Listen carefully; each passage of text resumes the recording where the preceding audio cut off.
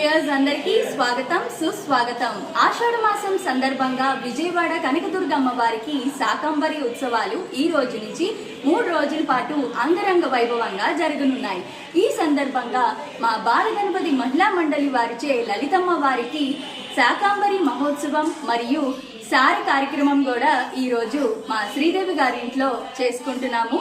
నాతో పాటు రండి, మీరు కూడా చూద్దురుగాని.